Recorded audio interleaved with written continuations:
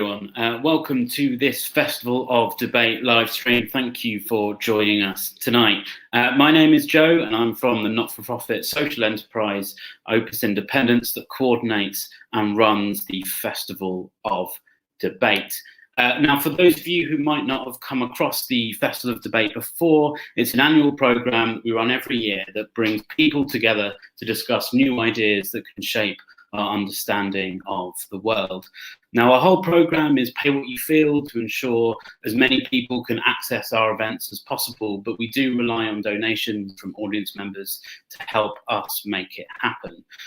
You can donate to the Festival of Debate by visiting www.festivalofdebate.com, or you can visit the PayPal link, which will be in the chat where you are watching this live stream, either on Facebook, Twitter, or YouTube. We will be monitoring the chat tonight. We would ask all audience members to be respectful of others, and we will be answering questions tonight. So please do comment on the YouTube stream, on the Facebook live stream, or on Twitter, and we'll be getting to those questions for the last sort of 20 minutes or so of the live stream. That's it from me. I'm very pleased to introduce our host for tonight's event. Please welcome Emma Bridge. Hi, thank you, Joe, and welcome everyone. So tonight we have a 90-minute webinar on how we can build a net zero Sheffield, kindly organised by South Yorkshire Climate Alliance. I'm Emma Bridge, Sheffield resident and Chief Executive of Community Energy England. We're a national association with our main office based here in Sheffield, and we represent over 270 organisations from across the country that are driving community-led energy projects and services, including the 3 community energy organisations you'll be hearing from tonight. So first, I'd like to introduce the panel. So we have here tonight Luke Wilson, who's Director of Sheffield Renewables, a community benefit society that funds, develops, owns and operates renewable projects across Sheffield.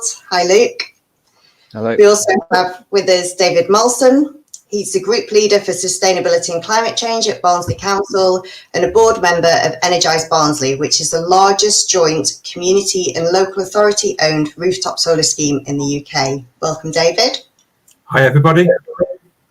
We also have Dr. Ashina Rashid, MBE, as well as being the Chair of Community Energy England. She's a co-founder of Repowering, which works with local authorities, schools and commercial partners to empower some of London's most deprived communities to take greater control of their energy generation and use. And I believe she will be joining us very shortly. And last but certainly by no means least, we've got Kate Josephs. Kate is the newly appointed Chief Executive of Sheffield City Council, which declared a climate emergency in 2019. And Kate has been quoted as saying that understanding the challenges of net zero should be running through our organisation like words through a stick of rock. So I look forward to hearing more about that later.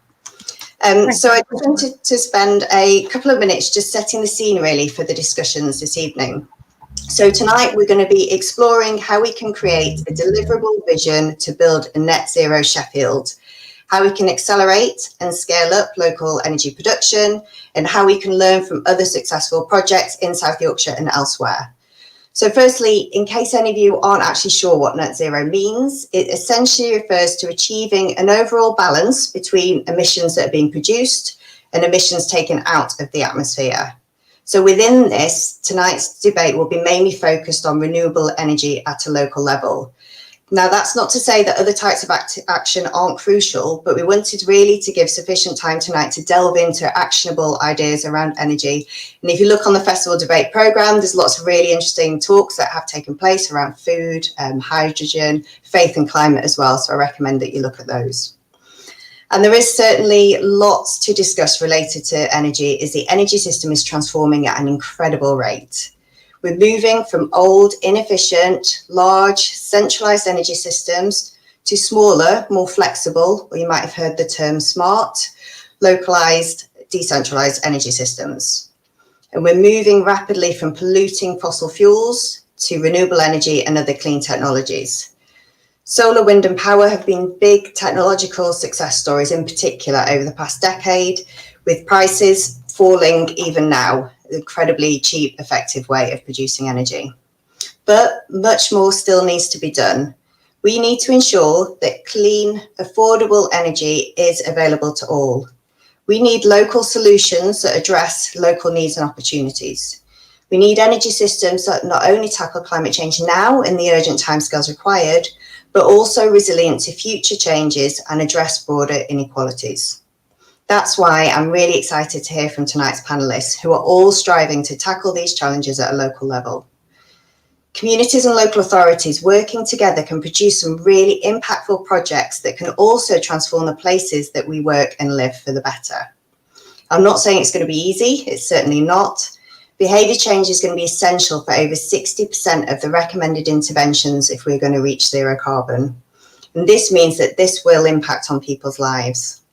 But as we'll hopefully hear tonight, net zero is achievable, and there are opportunities and wider benefits to be had from building a net zero Sheffield. So first of all, to start to look at this in a little bit more detail, I'd like to bring in Luke Wilson as our local community energy representative. And Luke's going to talk us through what Sheffield Renewables is, how it works, what really have been the main achievements, what's prevented Sheffield Renewables from achieving more, and what aspirations do you have for the next 1 to 5 or 10 years, Luke, up to you. I'll hand over to Luke.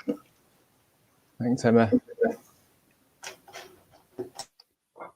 So hopefully you can all see my slide. My name is Luke Wilson and I'm a board member and active volunteer at Sheffield Renewables. So I'll start with describing a bit about who Sheffield Renewables are. So we're a community benefit society, a social enterprise run by volunteers and owned by members.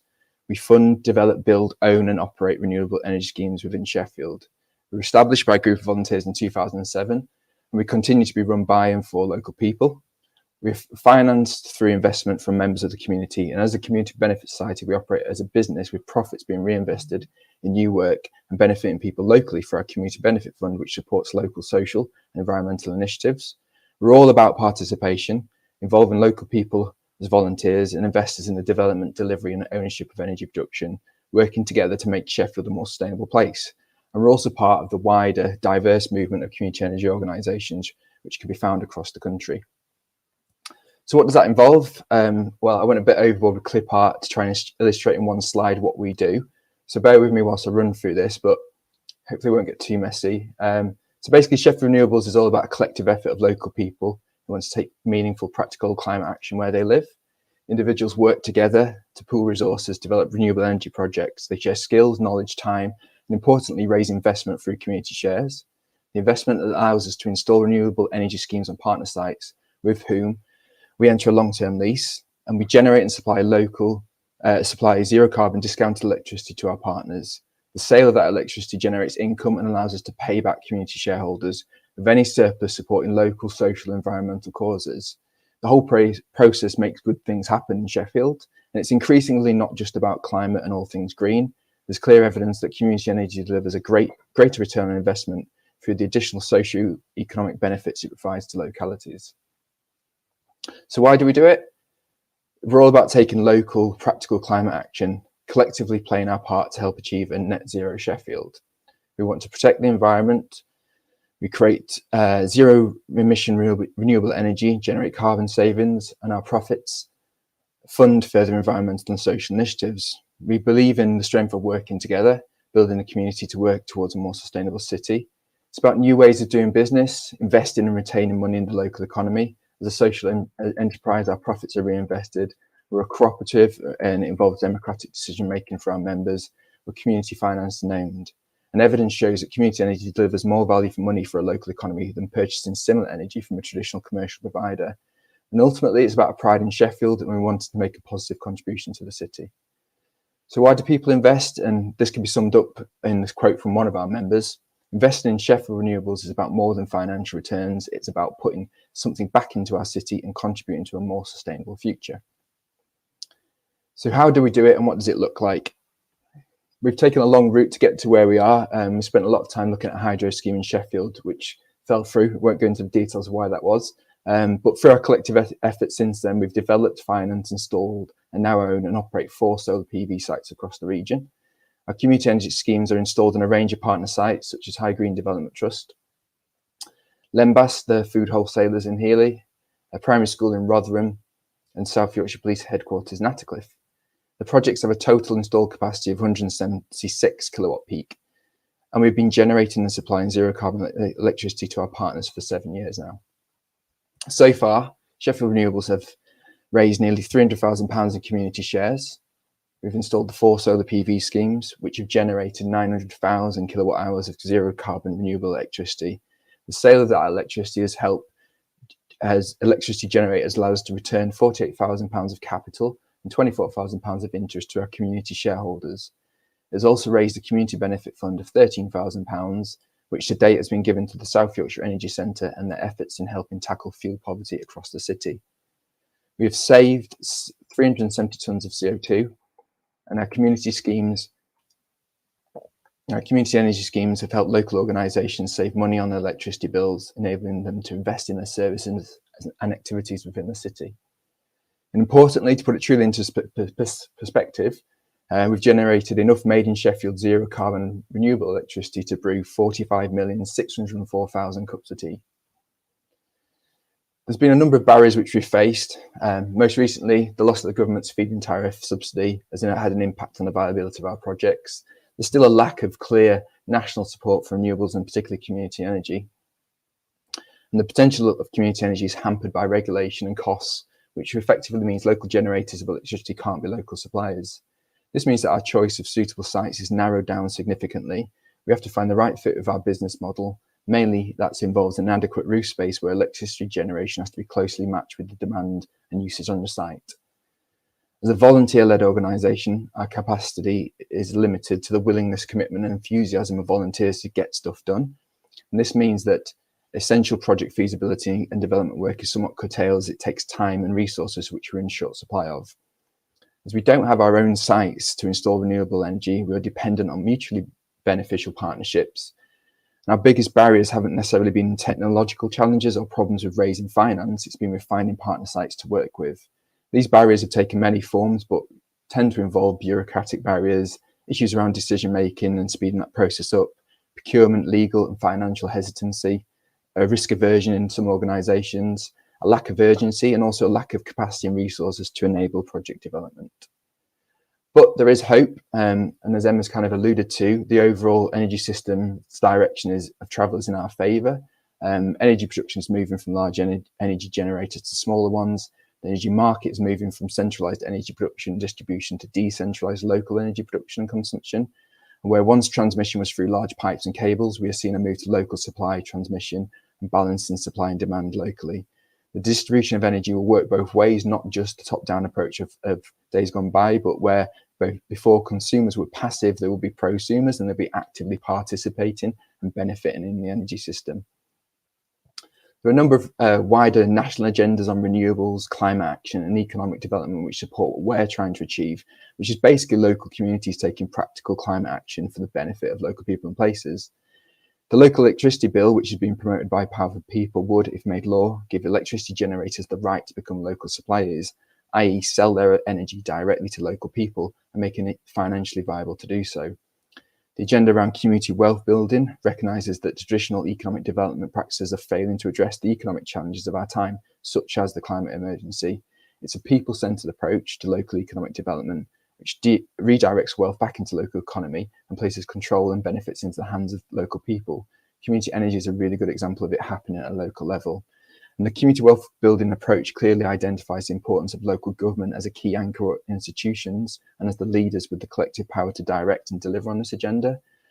Other initiatives such as around the Green New Deal, which has grown support nationally and locally, and the Green Recovery help set the agenda for us to and should act to support and invest in renewables and community energy, which should be a part of both these agendas. Looking at Sheffield in particular, obviously following a number of recent reports and strategies over recent years, the Path to Net Zero report provides a focus for the city following its declaration of the climate emergency. The report highlights the challenge of net zero in Sheffield. It's huge, basically. We need to take action now. We need to act as if it's emergency similar or greater to the response we've seen to COVID-19. The council should definitely play the lead role on delivering net zero and enabling it, but the report does make it clear that the partnership and collaboration is key, and it's not just down to the council. We all have different part to play. A council has a clear enabling and facilitating role to play. And community energy isn't the silver bullet which will help deliver net zero, but it's one of the many tools a council has at its disposal.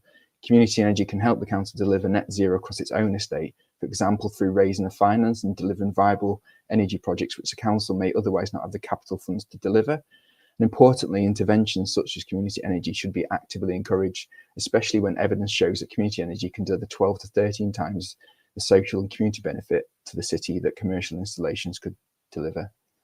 And after years of asking and trying and offering to deliver a project with the council, we're still hopeful that we can get one up and running in the years to come.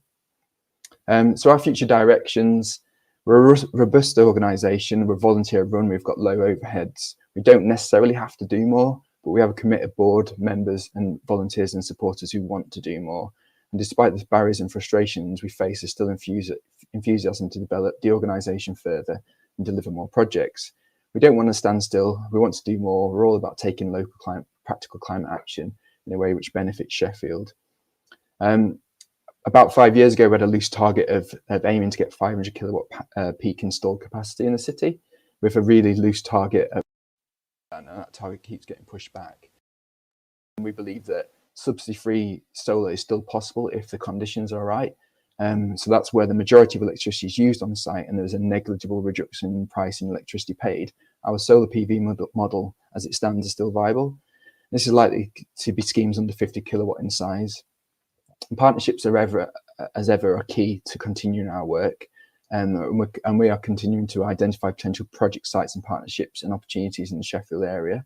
And as always, our offer to partners is low risk and low cost. There's no upfront cost as our projects are, and the intention is for them always to be fully funded by us ourselves. We undertake the development, delivery and operations. We just need ready and willing partners to work with. And so in the longer term, as has been alluded to, there's opportunities in a transforming, decarbonising and increasingly decentralised energy system, a system which will hopefully provide more opportunities for energy production to be controlled by and for local people and places. There's new community energy business models and approaches emerging. There's innovation, partnerships and funded development, and we pay a keen interest in what's happening in the wider community energy sector. We want to work close with local communities to further involve them in climate action. We want to support partnership at a local level where support and partnership is provided at a local level. We find that successful community energy projects are delivered and partnerships are key to scaling up. We'd also like to be the preferred community partner for local institutions such as Sheffield City Council. It's a mutually beneficial relationship with shared goals, and it recognises the added socio-economic value which community energy can deliver for Sheffield. I'll just quickly run through some of the kind of partners we are looking to and exploring at the moment, and mainly around the key anchor institutions, the large organisations with buildings and high energy use, with also environmentally, socially and hopefully local economically minded. We're also looking at other ideas, commercial areas such as data centres, food production, refrigeration, manufacturing and care homes where there's high daytime usage.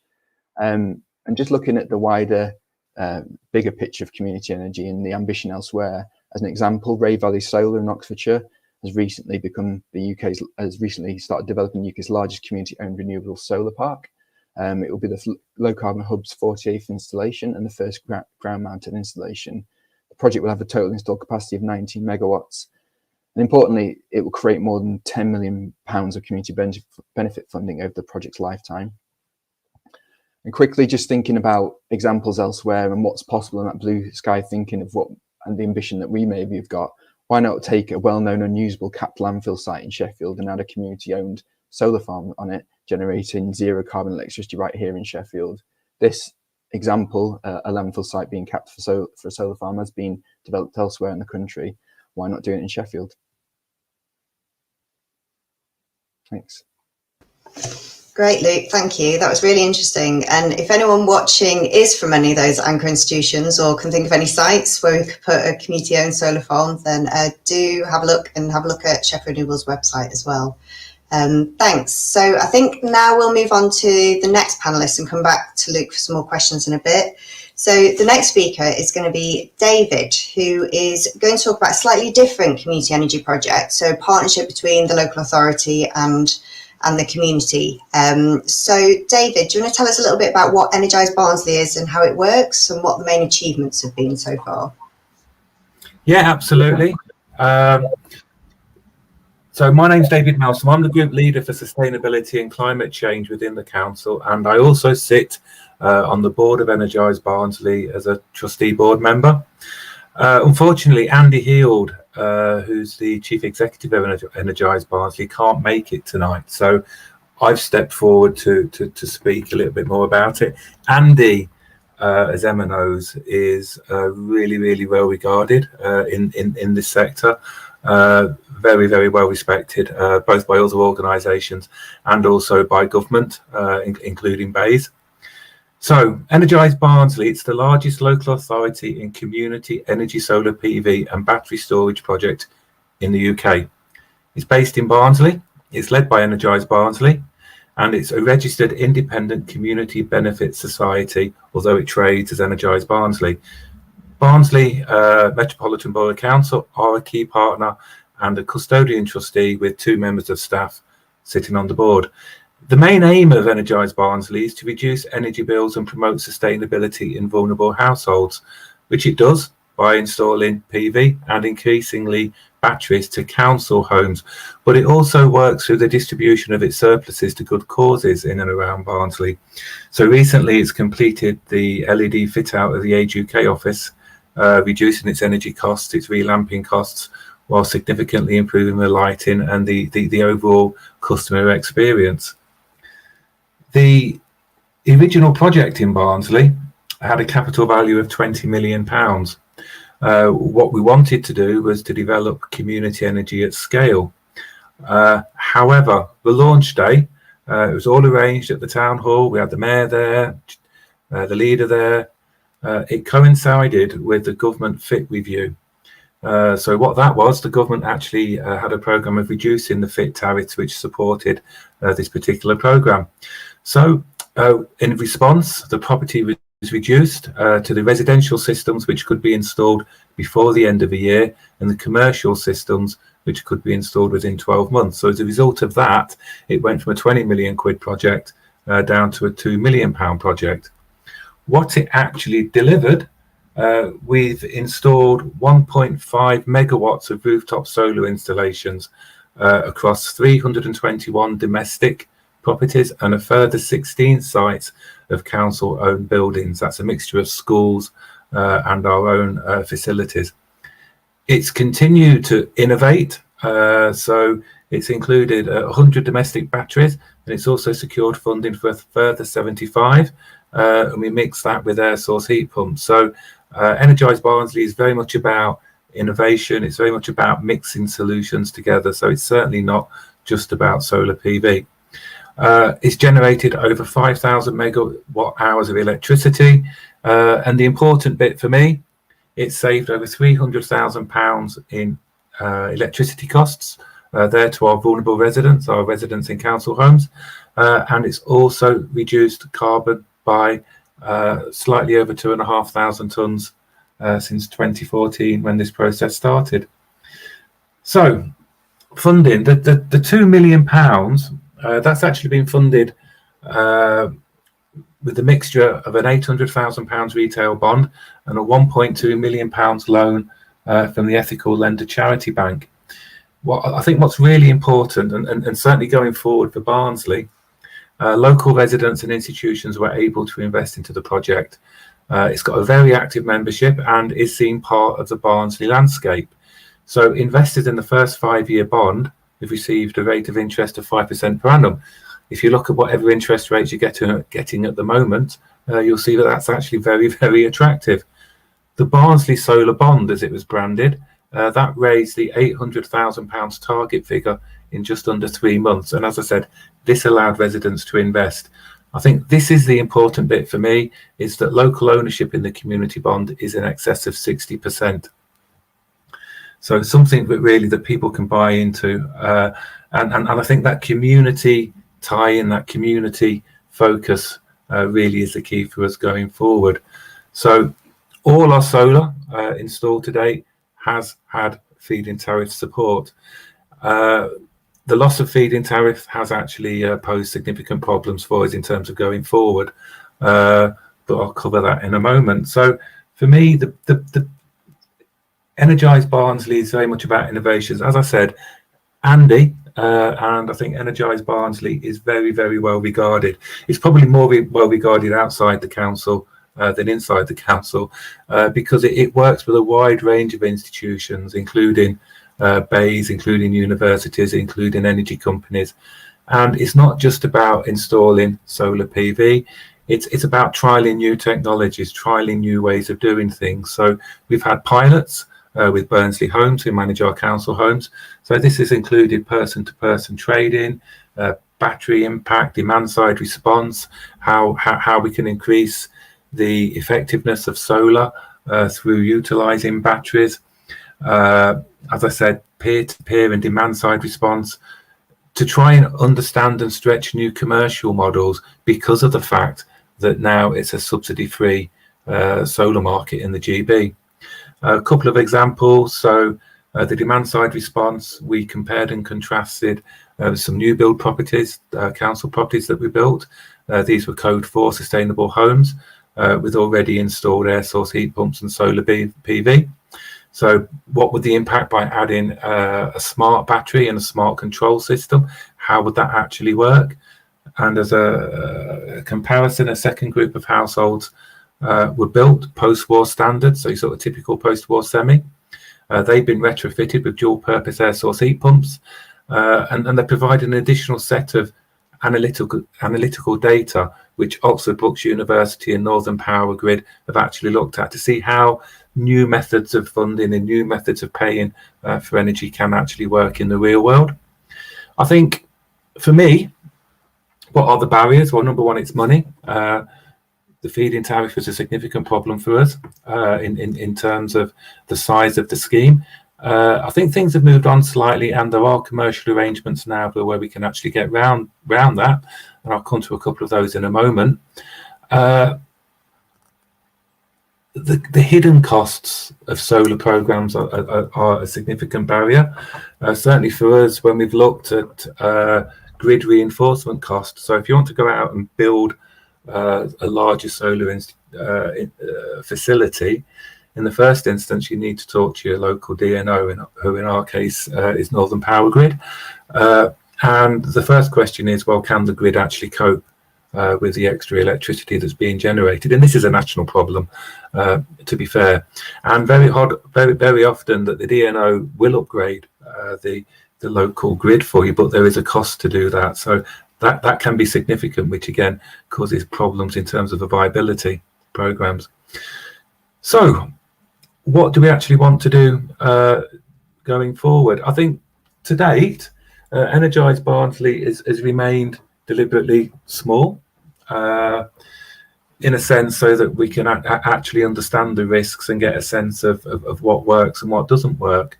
However, we're now looking at opportunities to see how we can take Energised Barnsley more widely. I think why is that important? I think number one, the council declared a climate emergency in 2019.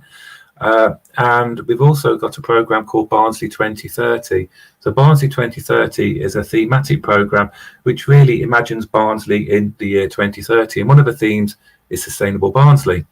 And part of that, two elements of that is number one, we want to reduce the amount of electricity, the cost of electricity that flows out of the borough. At the moment, we estimate that to be something in the region of £250 million annually. And secondly, we want to increase the number of community groups and energy facilities that are actually within the borough. So it's very much now a strategic programme that supports the direction that the council are going in. So what are we thinking of doing? The really exciting one. We're developing a proposal at the moment where we're looking to install over 1,000 PV arrays on council houses over a 12-month period. In doing that, we will be refinancing the existing borrowing that we've got through Energised Barnsley. And what we hope is that we'll be able to offer a rate of 4%. So again, compared to your 0.01 you get in with your current saving provider, 4% is really, really attractive. The fact that we're hoping to bring 1,000 forward within 12 months for us is a big expansion of what we want to do, and how we're going to actually refinance and use a fit income as leverage is unique. Nobody's actually done that before, so hopefully we'll get that done for the COP26, and that will make a few waves. At the moment, we're just finalising how we can install PV to 11 of the largest schools within the borough. This is being done slightly differently in that it's at no capital cost to us or the school. Instead, it's being funded via a power purchase agreement with the school purchasing the energy that the PV provides, and that income being used to pay the investors in the project. So again, quite straightforward, something we can do.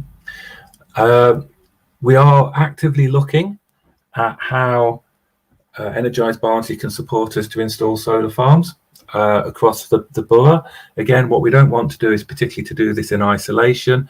We want to tie into developing nature reserves, and again to ensure that there's some sort of community ownership within the structure.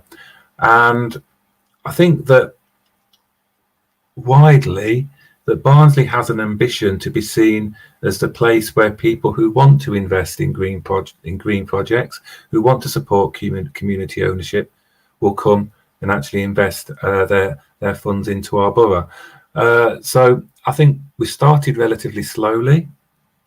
What I hope to see is that we now start to expand in those areas that will support Barnsley's ambitions to decarbonise itself and the wider borough.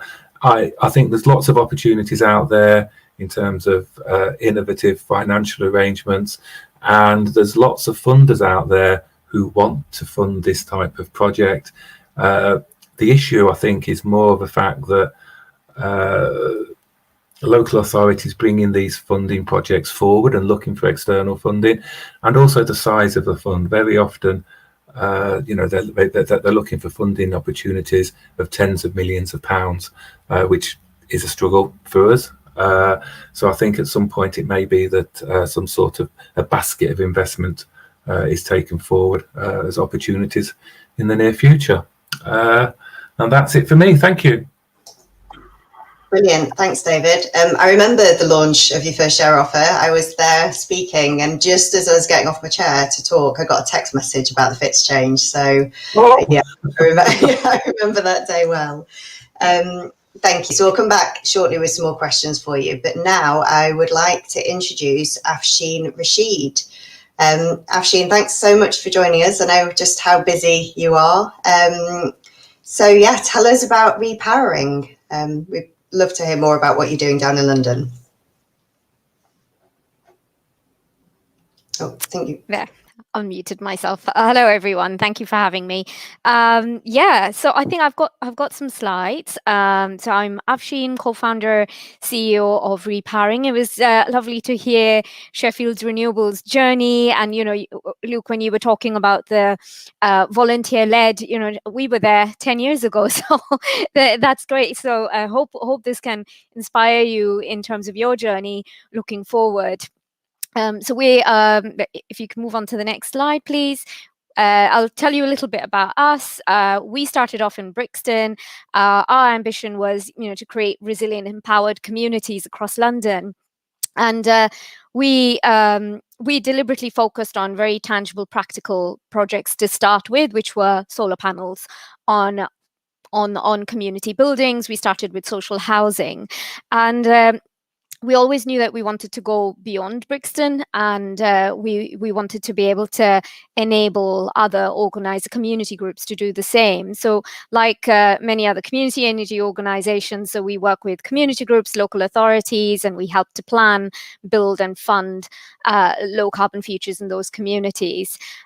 For us, really, we're coming at it from a real fair kind of environmental justice point of view, and been grounded in Brixton from the very start, and in that cultural, social context, we were always aware that we didn't want the environment to be separate from the social issues, and the solutions come together, and bringing both the environmental and social justice aspects together. So as you can see from our work program, we do decarbonizing buildings, which is installing solar panels, but also looking at retrofit measures.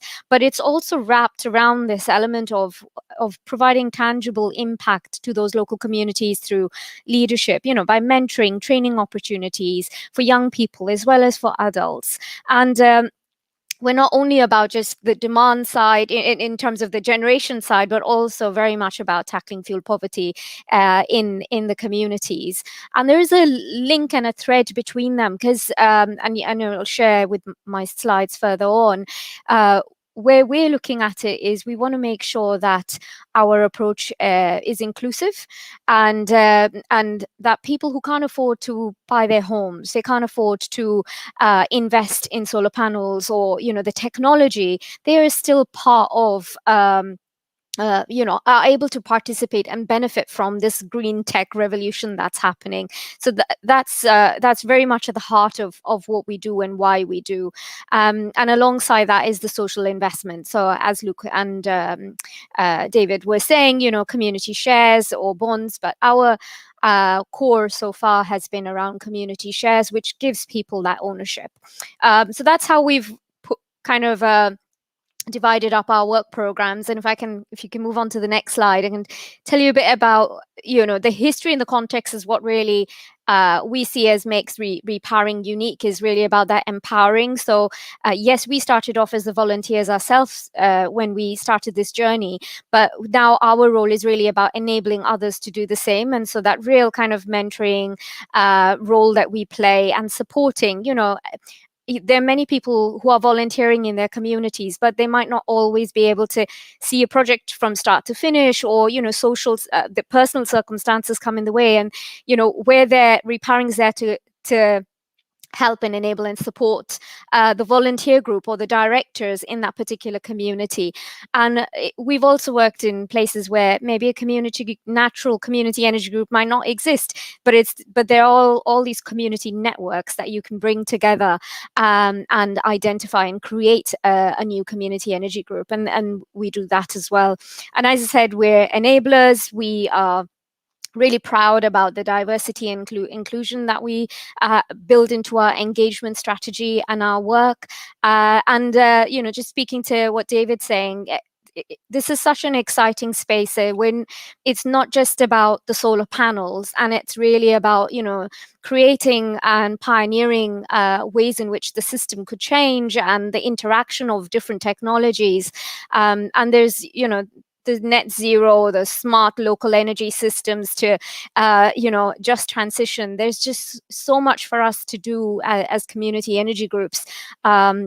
It's the innovation piece is very exciting, but equally challenging, of course. But we can talk about that in later slides as well in the discussion. Next slide. I just wanted to give you a flavor. We've been going around, we've been formally established since 2013, but our first project started from 2011. So our impact in terms of kilowatt installed is small, 670 kilowatts. That's in a London context is quite small, but this is includes 34 buildings, and it just puts into context that the sites in London are quite small. So our working in a inner city context is challenging, whereas you'll hear a lot about community groups. As you were giving example, in outer London areas and rural areas, will be able to have lots of megawatts or kilowatts of installed capacity. But what is really the driving force for Repowering, as well as community energy and our strengths, is that for the value that we generate, even per kilowatt, in terms of the community funds and the money that is recycled back into the community, the amount of people that who get involved in the projects, to the in our case we do a lot of training with young people and including them in the development of the projects. Last year was challenging to say the least, but we definitely saw a huge appetite from a lot of volunteers and the community to get involved, to do something about climate change, to do their bit in their local community, and community energy. The kind of projects that we are developing really speaks and aligns to where people are already moving towards and feeling like they want to get their hands dirty and in. And I wanted to share on this slide, actually, when we talk about the community funds, just last year as a result of COVID, our Brixton energy schemes, which were installed back in 2012, 2013, we were able to use, even though there were small pots of money, we were able to use that for supporting local organizations who were doing food distributions, food parcels, hot lunches for communities who didn't have for vulnerable residents and people who were facing financial hardship, as well as, they funded some of our energy efficiency, fuel poverty work in terms of being able to distribute fuel emergency vouchers to residents. So the impact, again, of our existing co-ops and the money that they're generating is creating this real valuable social and financial benefit to the communities today. I think I needn't dwell on this because a lot of you are already familiar with the structure of co-ops, and Luke already kind of explained that's circle in terms of how things work. But the principles, the core principles behind our projects are around community ownership, that democratic principles of one member, one vote. So irrespective of what you invest, you have a say. And we went further with our projects. What we're promoting right now is each of our projects are housed in an independent community benefit society.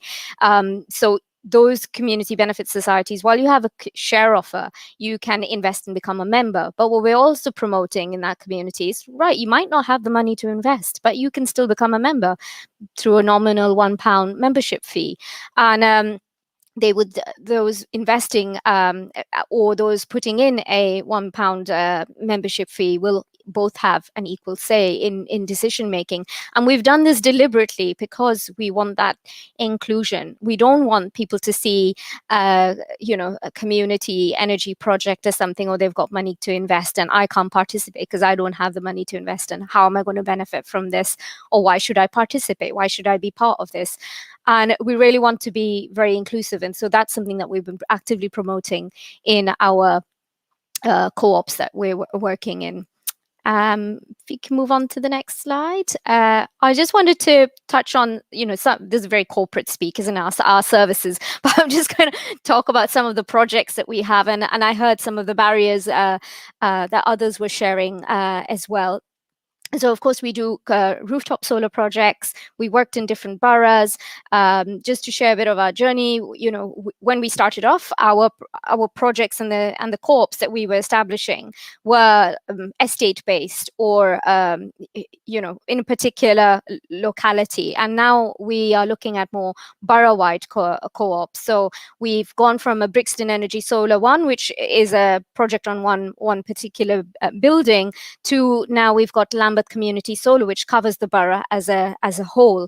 The reason behind that was because we knew the project economics wasn't stacking up as just silo projects on their own. So by taking a portfolio approach, the financial viability gets better. You start benefiting from lower prices for installs. You then also have certain efficiencies in running your share offer. You're not running multiple share offers for small sites. You can just do one share offer for a larger amount because the marketing and all the investment is the same. So we've started scaling up in that way. And our ambition for our rooftop solar program right now is we've got a pipeline of 1 megawatt of solar projects. So it's really that pipeline that interest contractors and suppliers, and that helps in driving prices down, making the projects viable. Luke already mentioned that the sites have to have high on-site demand, so really matching that generation with demand, because you're not relying on the feed-in tariff anymore, so you do need to rely on selling electricity through power purchase agreements. We have also looked and developed models in which we are blending grants with power purchase arrangements. So, because previously with the feed-in tariff, you couldn't get a grant because that would be a double subsidy. So the grant couldn't be used for the capital cost. But we've been lucky in London. The Mayor of London has a scheme called the London Community Energy Fund. And that was initially designed purely for doing technical feasibility studies on sites, but now they are also got tranches of funding that are for capital. So you could, if you were looking at one site on its own, we are looking at how the GLA money, 33% of that grant can then be matched with community shares. So that helps make the project economics more viable. We've got one project that we're doing in the City of London. It's a social housing block on the Middlesex Street estate, and it's a 50 kilowatt system. And we've got like 33% from the Mayor's LSEF grant scheme, and then we've got another 33% which we intend to raise through the community shares, and we put in another application to the City of London for one of their neighbourhood infrastructure levy funds for another 33%. And we're just kind of bringing that pool together. The reason we want to maintain that community shares element to it, because of that local ownership and stake and an inclusion of people in what's happening in their local area in the energy context. So that's some of the solutions that we are working on for rooftop solar schemes. We can move on to the next slide. I really feel very, very proud about the journey we have had on our community support service. This used to be what we used to call our fuel poverty program, and we realized that we're not just doing just switching tariffs. We are doing a lot more beyond that, and it's really about supporting vulnerable residents through some real difficult times, financial hardships, but also health impacts and as a result of living in cold, damp homes or mold homes or homes that aren't fit for purpose because of the fabric and the retrofit. So there's this real holistic approach that we are taking, and we aren't doing it all ourselves. And what we have done is create a very strong referral network with organizations with different expertise. So when we are engaging with residents who need support and advice, it is that holistic support and advice that we are providing to them with trusted partners, so that we can look at the energy side of things, to negotiate with their energy suppliers on how to manage their debt or write it off, but access certain emergency funds if they can, but also help them on their refer them to partners who might be able to help them on mental health or well-being, to help them in terms of their benefits advice.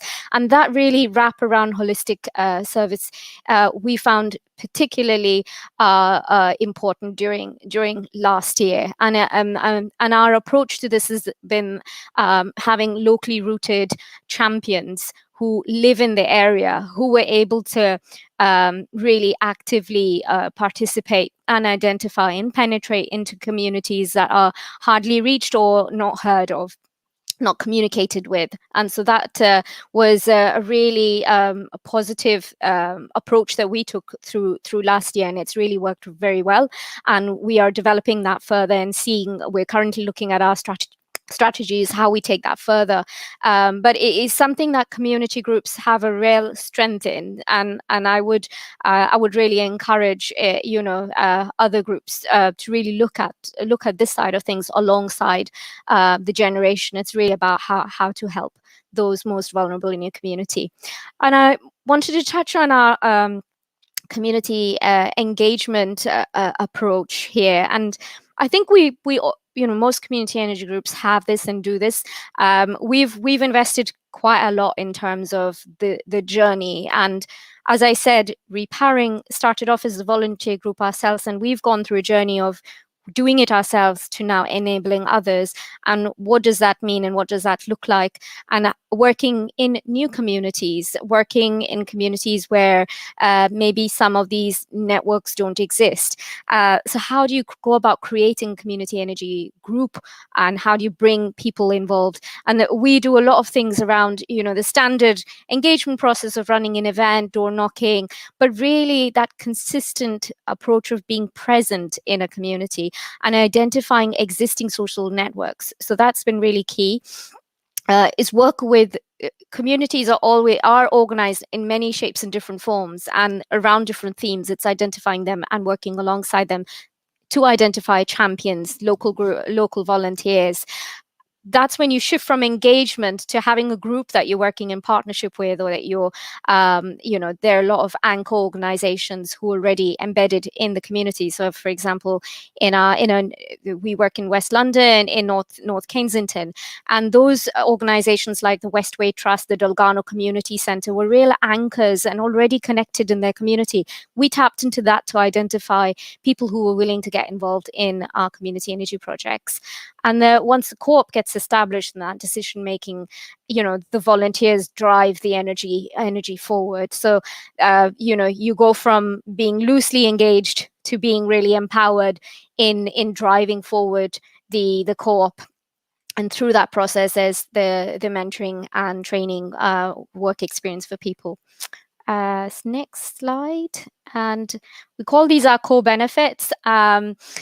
We have been running a youth training program for young people, and this is really about young people who don't have the opportunity to, be able to work as an intern for free or do some volunteering. This is for young people who don't have role models at home, or who don't have the direction, and needing a little gentle nudge and needing the opportunity to really get a bit of exposure. And so that's what this course does. We pay the young people to attend the sessions, and it's really about a launch pad to them figuring out where they want to go next. And it might not necessarily be technical. The course is quite wide-ranging, from events management to understanding corporate structures to policy and advocacy to doing things like surveys and of course the technology, energy efficiency, advocacy, and things like that. So it's a real wide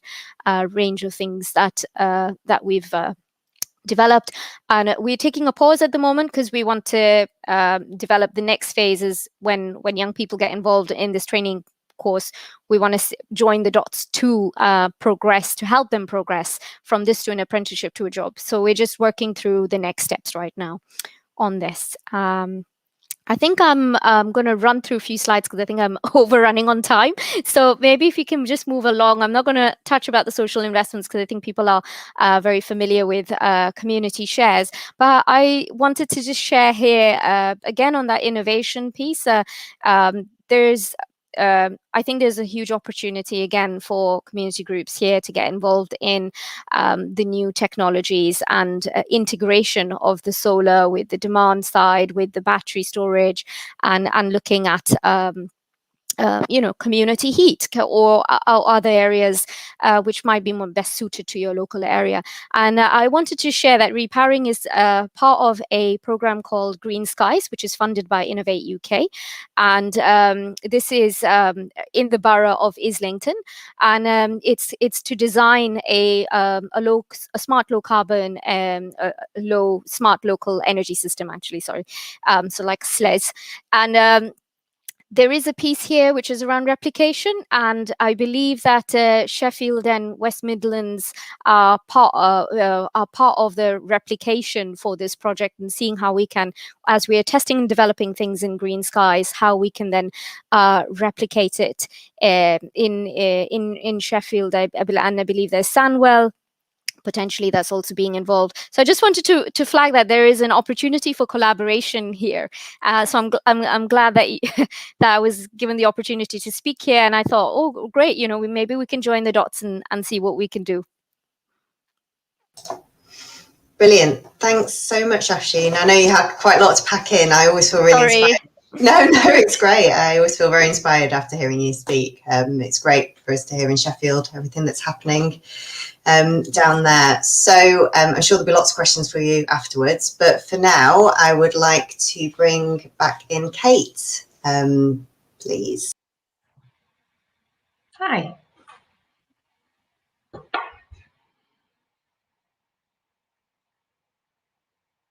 Emma, are you going to ask me questions, or shall I just...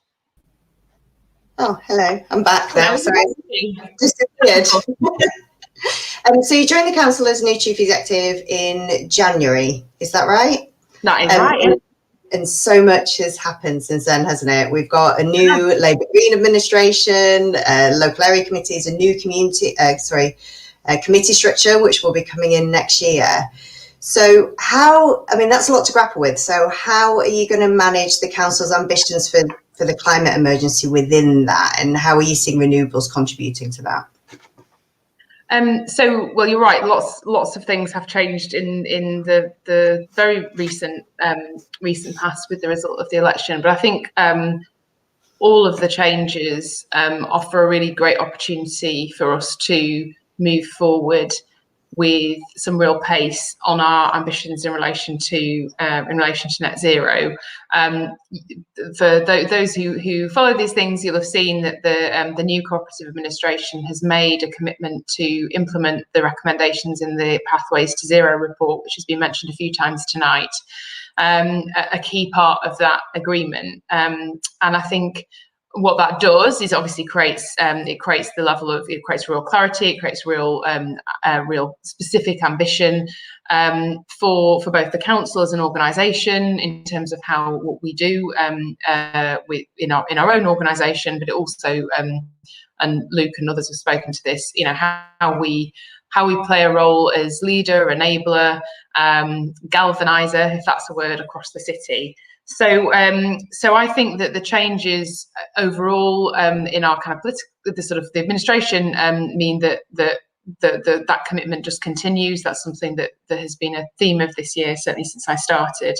The other thing I'd flag is that you mentioned local area committees, and one of the things that I'm really struck by listening to the really inspiring talks from the speakers thus far this evening is how important it is that our work on net zero isn't something that we see as a sort of bureaucratic council exercise, but something that is about all of our communities coming together to make changes and to feel that sense of agency.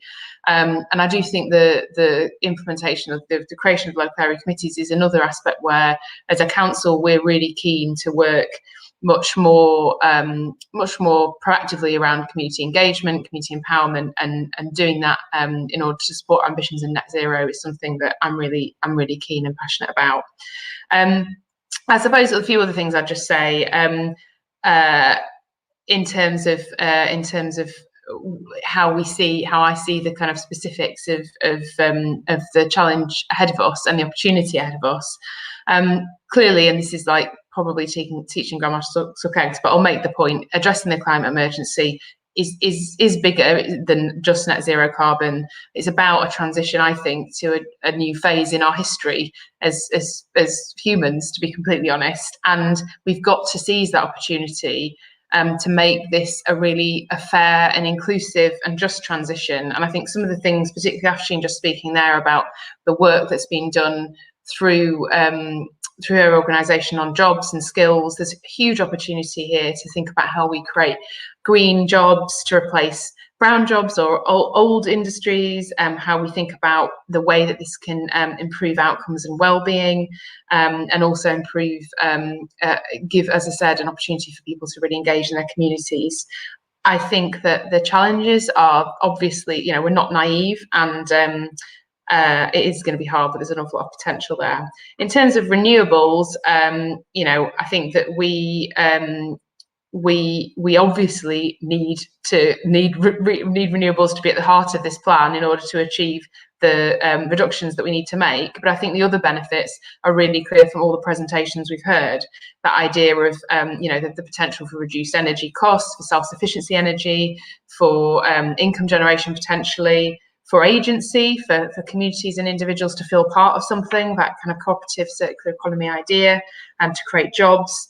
The other thing I think is just interesting is starting to talk about some of the tensions and differences. I think for some people, solar farms or wind turbines, the sort of visibility of that, they're not something that they love to see. For others, it's something that can provide hope and excitement, and they make this change, they make this move, and the response to the climate emergency feel quite visible and tangible. So I think we've got to just work through some of those challenges, but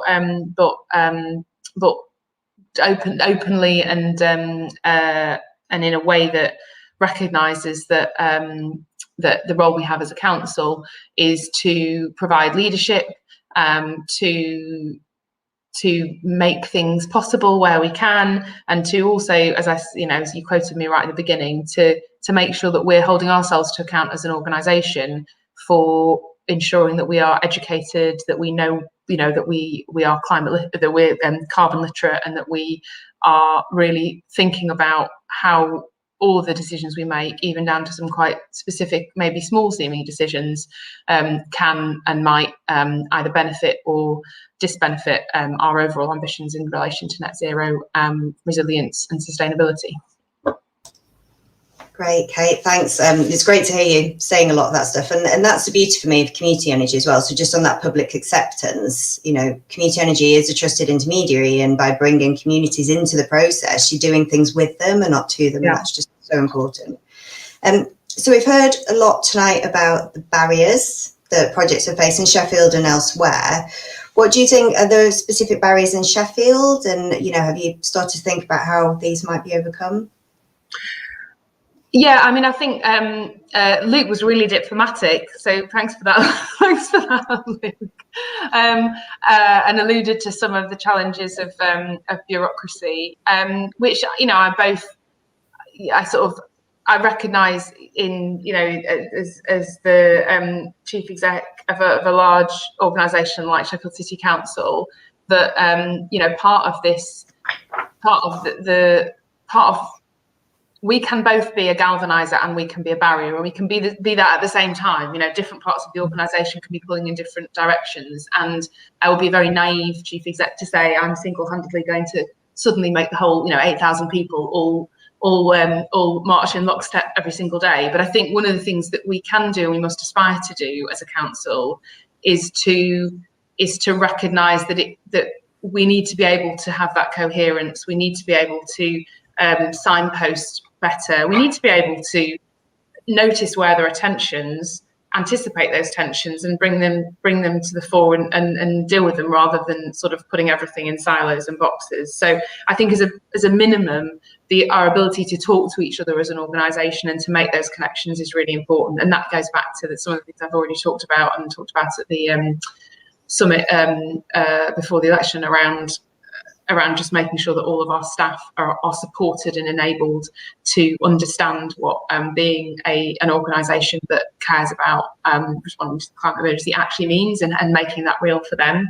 So that's one thing. And I think we need to just be really open and work with organisations in the community and with communities to talk about where things are challenging, because it is the case, and Luke alluded to this, there'll be potential schemes which might seem brilliant, and we do loads of work together on them, and then something crops up that puts a blocker in it.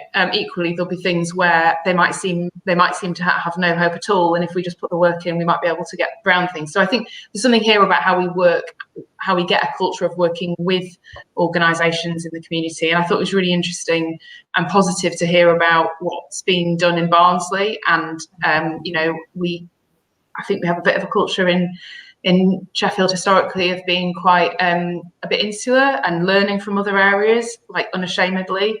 And saying, what, they've been able to do it, how might we do it, but how might we make it Sheffield, is a really important thing for me. So that's one barrier, just that sort of recognition that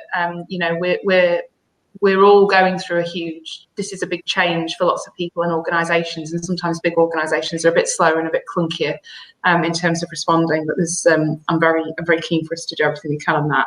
And the other challenge, I suppose, we always have in Sheffield is the kind of consequence of our wonderful topography and our beautiful hills, and our, we're not. There are many other local authorities in the country with a lot more land than we have. We're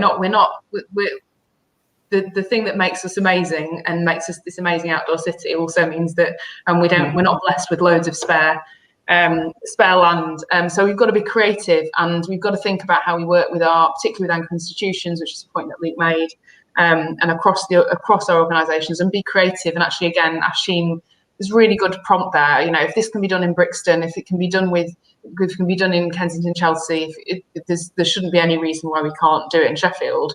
We just have to work out how we unblock those barriers.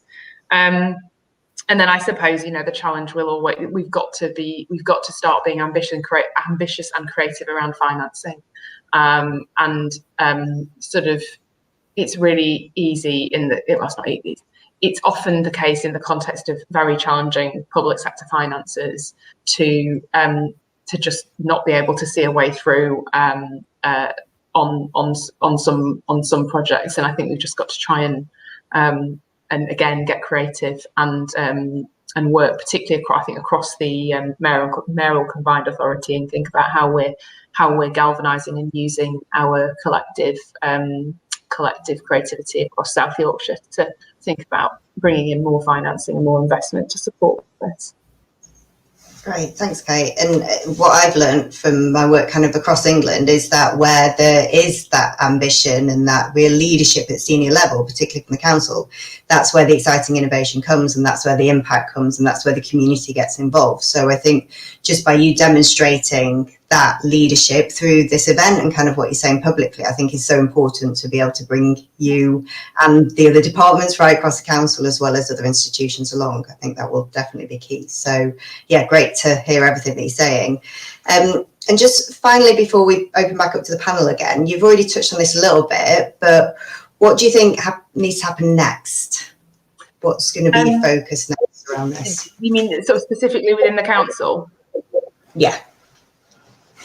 So specifically within the council, obviously, we are I can't even count the days. We're a whole week into a new administration, so we've got lots to do in the short term to work with our new executive members to understand their priorities and make sure we can translate those into action. But I'm really clear that across the whole decarbonisation agenda, we are going to be prioritising this. I think our team in the council will need to grow, but we also need to, as I say, make sure that the whole council machine is pointing in the direction of understanding and finding ways to support and remove barriers. We also need to think about where we can getting the balance right between focusing our efforts on programs that can have that real foundational long-term impact, and also I think just getting some stuff done and starting to support sometimes things that might seem quite small scale. Again, listening to the presentations today, what these show I think is that we should never underestimate the power of what might seem individually small actions together, and the kind of galvanizing effect that can have. So I think that is quite important, and we'll definitely there's a comment in the chat around joining up across the city region and the voluntary sector. And so I think it is really important that we continue, as we started, before the election, to do whatever we can to ensure really clear communications, to ensure that we're creating spaces for, whether it's at very local community level, whether it's citywide, for this conversation to continue, and for ideas to be heard. And for some of the difficult questions to be debated and reflected upon, recognising that we're going to, actually learning, again, another comment in there around COVID, learning. One of the things we've learned this year is that, in times of when you're dealing with enormous challenges that can sometimes seem overwhelming and things are very uncertain, it's so important that we are really open and we're communicating and we're learning and we're able to iterate and we're able to sometimes make mistakes but learn from them. So I think there's a real important point for us in terms of how we show that sort of leadership. So that sort of recognising how we use the Green City Partnership, how we galvanise those partnerships will be really important, including with all of the anchor institutions in the city. And we are blessed to have some, world-leading universities, incredible nationally leading hospitals, both the Teaching Hospital and the Children's Hospital, a brilliant FE college. I think there's just a lot of and school sector. So there's lots and lots of opportunities here to take this forward, and I don't suppose it'll be too long before we have some more specifics to say coming out of the discussions from the new administration. But if anyone wants ideas, then obviously the ARUP pathway to net zero document sets out quite a lot of specific things. So some of this will just be about working out which we start with. Brilliant, thank you. Great, can we bring in the rest of the panel and then look at some other questions that are coming through? And just to flag, I'm also on Sheffield Green City Partnership, so we don't have a huge amount of time for questions, but I have been keeping an eye on questions, so I'll be taking that back, and I'm sure Kate and Luke as well, in terms of ideas for how we take things forward in Sheffield. So a question from Dinah: would it be useful to focus on particular neighbourhoods rather than just thinking citywide, or is there an advantage in thinking big? Does anyone want to volunteer for that, or should I pick on someone? Afshin. I can go for that. We've debated that quite a bit. There's definitely value in having a neighbourhood approach, mainly because people connect with their neighborhood and locality, but it really depends on how big your neighborhood is, because again, as I explained, the project economics doesn't quite work. If you don't have scale, then you can't make the projects kind of work economically. And so there is value in seeing to get that sweet spot of being able to not be too big, so we could go pan London, but we choose to be borough specific. So we've, in our context, we've defined our community benefit societies based on the boroughs, and we've defined that. And I know other local groups do the same, but micro-local is very difficult to make it work. If you're looking at renewable energy generation projects, however, if you are maybe, at a neighborhood level, you are really focused on tackling fuel poverty in that area. So that is still well within your scope to keep it neighborhood level. And so it's just thinking what your ambitions are, which focus, what technology or what aspect or theme you're focusing on, and then kind of seeing which finance economic model works best for you. I think it's area of interest, isn't it, as well? So what community energy is coming through really strongly is it's not just about energy, it's about people. So kind of what skills are there in the neighbourhood, what opportunities are there, kind of, what type of buildings are there, there's lots of things to think about to make things effective. Brilliant, thanks, Afshin. Luke, have you been doing some thinking around this at Sheffield Renewables? Yeah, I think as an organisation we are quite focused on, as including the title, Sheffield, and we work across the Sheffield area. And most of our projects don't necessarily have a specific kind of community focus, although we try to put that in place when we do deliver projects. So like the Swinton Fitzwilliam project, for example, the school, great opportunity there to engage and educate kids around climate change, doing sustainability education around projects like that. But the rest of our projects are quite, I wouldn't say removed, but are removed from a kind of real community neighbourhood engagement. And it'd be great to use examples of like Afshin in Repowering London and David in Barnsley to take our projects further into the community. And we have looked to do that in the past, to work with local community groups and networks to look at where we can deliver schemes, whether that's on powering communal space in a block of flats, and the benefits then being directed to local people and engaging them in that project through that way. It'd be really good to do that. And I think the local area committees, as much as kind of like they scare me in a way in terms of like managing that kind of structure and that kind of committee system, they are an opportunity for us potentially to look at communicating what we do to specific neighbourhoods to see if there's any interest in developing projects in those areas. And also, again, I think as Afshin's mentioned, that kind of blended funding for projects is certainly something which we need to look at more closely going forward, because the feed-in tariff has made our projects not as viable as they were, and blended funding through grants or other means can make our projects more viable and opens up our opportunities.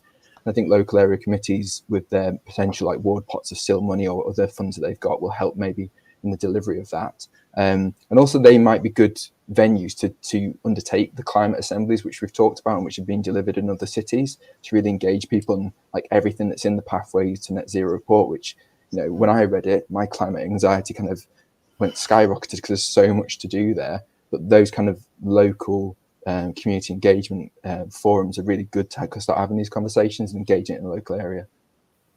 Yeah, community energy is just such a fantastic way of taking that practical action. So like easing the anxiety because you're actually doing something about it. David, so listening to Kate, so you've obviously got local authority hat as well. How did you get to where you were in terms of engagement across the council, elected members and so on? Have you managed to get that buy-in and awareness of Energised Barnsley more broadly within the council? I was at a senior management team meeting presenting about a different subject, and Energised Barnsley was in the document. And one of the senior members of the team had never heard of Energised Barnsley. So the answer is no.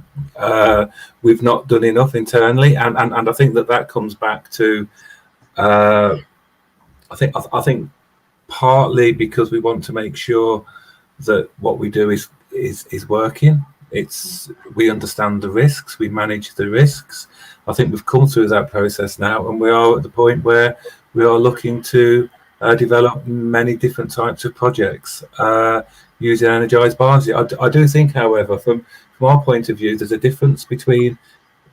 different spaces to occupy as a local authority as opposed to an Energised Barnsley. And I think that we're actually going through that exercise at the moment to actually understand where and when the local authority can actually obtain significantly better results, greater results than Energised Barnsley. So for us, it's part of that wider renewable energy strategic plan that we're looking at developing at the moment.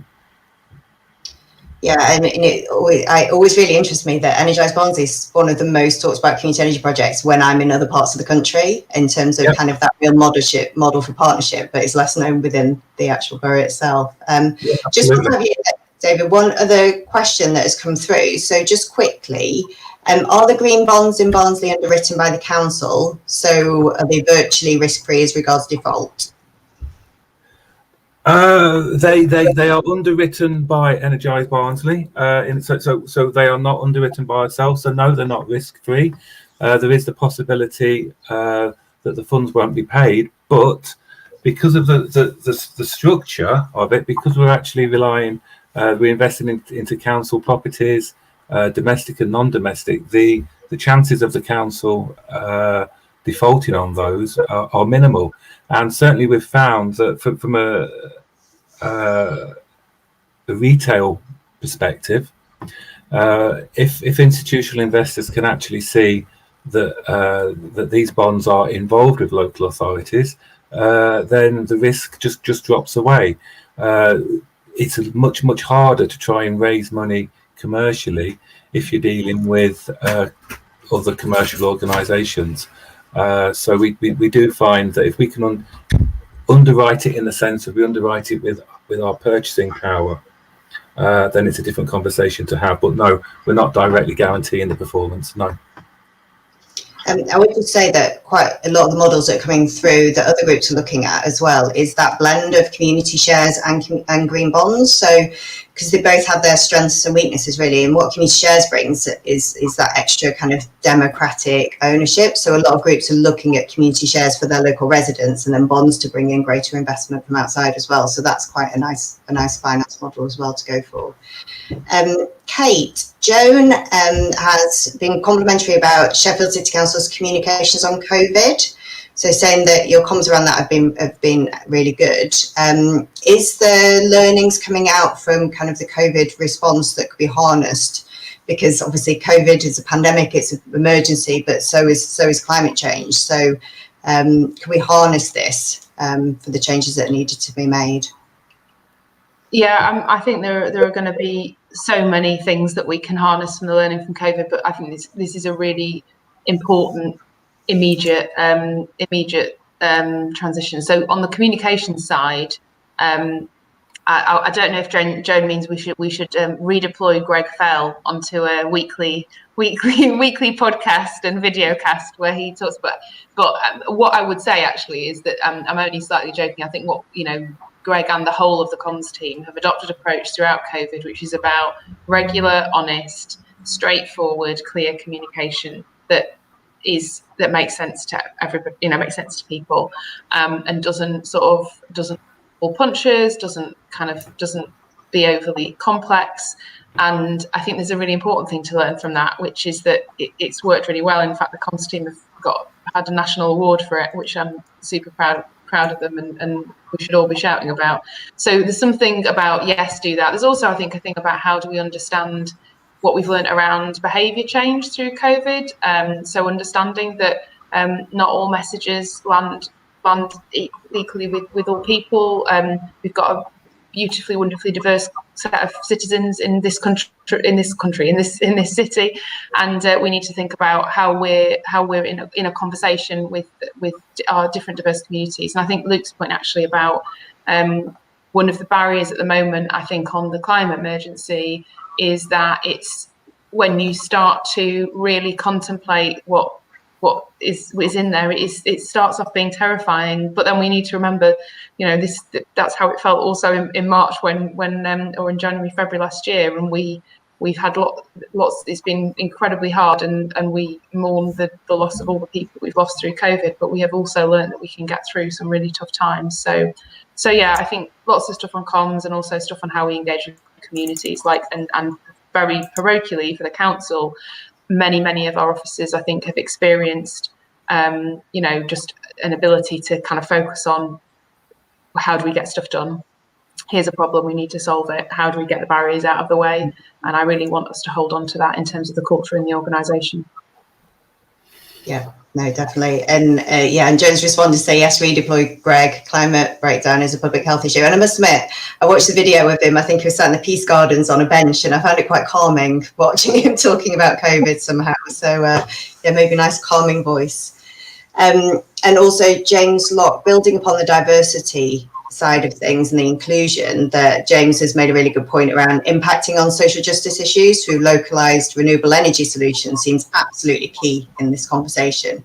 A whole systems approach is critical. So I'm not asking anyone that, because I'm assuming we're all very much in agreement with that comment. Brilliant. Okay, so there was a question earlier, a bit more of a kind of technical one. So Afshin, I'll bring you in. So this is just around from Nick Boone. The loss of the feed-in tariff has been mentioned a lot. Does its replacement not work well for these kind of projects? There is no replacement. So just to clarify, there is no replacement, but the model that people are adopting is selling the electricity to the building user or owner through a power purchase agreement. So whatever you're generating, you want to sell at least 80 to 90% of it. And there's a small surplus that goes to the grid, and that's an export tariff price, which could be at 5 pence. But the feed-in tariff has been reducing over the many years, and ultimately now it's zero, so it no longer exists. And that's why previously projects worked on any site, because you were earning sufficient income through the feed-in tariff just through generating electricity. But now you have to be very site specific, and you have to scale the solar panels based to match the demand. So it is a bit of a missed opportunity in some instances, because just filling it to the grid doesn't help. So maybe that's where the peer-to-peer, the supply, other aspects of the innovation projects would be interested in developing those projects. Great, thanks, Hashi. So last question before I ask you all for your final thoughts. So Steve Foxley said, tonight has shown if a city can lead the way, it's Sheffield. This week we've seen a ruling on Shell and the WMO report. we're 5 years away from 1.5 degrees C increase. How do we get a clear action plan? And I think the ruling on Shell was particularly around the fact that some people took them to court around their impacts on emissions, and now they have a legal target to reduce their emissions. But how do we get a clear action plan within Sheffield? And perhaps this last one's for you, Kate. Thanks, Emma. I mean, I think I would point to the fact that we've got the Pathways to Zero report, which has in it a lot of very specific actions that need to be taken. I suppose the thing that now needs to happen is the operationalization, if that's a word that doesn't make is actually a real word, of that, and how we take organisations. So I know Steve's from the Advanced Manufacturing Research Centre in the City, which can be a huge asset on all sorts of levels, particularly in terms of what we're doing on net zero. But I think it's about saying all of our anchor institutions, all of our organisations, are we embedding these commitments into our operational plans, into our ways of working, and are we thinking through the steps we'll need to take as organisations, private sector, voluntary sector, public sector, to make this a reality? And it can be a sort of, that might seem a slightly sort of bureaucratic response, but what I think we've got lots of experience, many of us, of working in organisations where we write plans and strategies, but then we don't do the next thing, the really important thing, which is to say, okay, what's the order? What are we going to start with? Who's going to be responsible? So really like getting it into the weeds of just starting and getting some stuff going. So I think that will be the work of this year. Really, I think we need to set ourselves that task of getting to a clear action plan citywide and embedding this in the vision we have for the city, the brand of the city. I mean, I agree with Steve's point. If the city can lead the way, it should be us. We are the outdoor city, and I think this needs to be part, embedded in everything we're focused on saying and doing. So. That being said, I'm not the all-powerful ruler of the world. So this also needs to be done in a way that's engaging and involved, and make sure that our communities and our citizens feel like this is something that they have agency to get involved in and make a difference on. And I suppose my kind of final thought from today would just be, every time we talk about these really tangible kind of real projects that are making a difference, not just in terms of the kind of direct benefits of renewables, but also those broader benefits on green jobs, on skills, on community engagement, on fuel poverty. I think that starts to make it real for people. So we just need to be finding those things and moving forward with them. Yeah, definitely. And key to that is starting now, isn't it? We need to start doing things right now. Okay, so 30 seconds from the rest of the panel. Any final thoughts? Luke, maybe publicly to Kay, Afshin, David, any tips for how we deliver net zero in Sheffield? I will go to Luke first. Yeah, I think one of the recurring themes tonight is that about leadership and being seen to be progressive and ambitious, and hopefully that will generate a feeling within the wider kind of city that we can do this and we're all behind doing it. But I think the report did say that imperfect action now is better than perfect action in further down the line. So there is things which can immediately be done. Some of those are maybe taking forward community energy projects with Sheffield Renewables, and we do need to take that action now. But there is enthusiasm in the city. 10 years of volunteers working for Sheffield Renewables, the examples from elsewhere across the country, people willing to get involved in doing this and investing in it as well. Great, thank you. Afshin. Yeah, I would say collaboration, and everyone has to play their role in achieving net zero. So while Sheffield City Council has the leadership role, it's also about collaborating with partners, other institutes and organisations, because that's how we're going to get there, and empower people, empower your citizens. Could be through Sheffield Renewables, help them grow. Absolutely. David. Speaking for Barnsley, I think 100% it's about our residents and our citizens. I think it's how we engage with them, how we empower them, and how we support them for the change. Fantastic.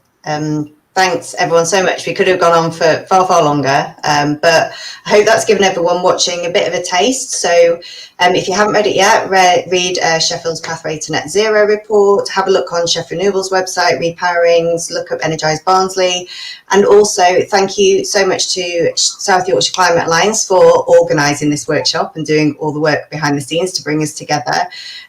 Do look at their website too. They are always looking for volunteers and people to get involved locally, so please do. And thanks, of course, to Festival of Debate. I hope you enjoy the rest of the festival. Thank you, everyone, and thank you, speakers.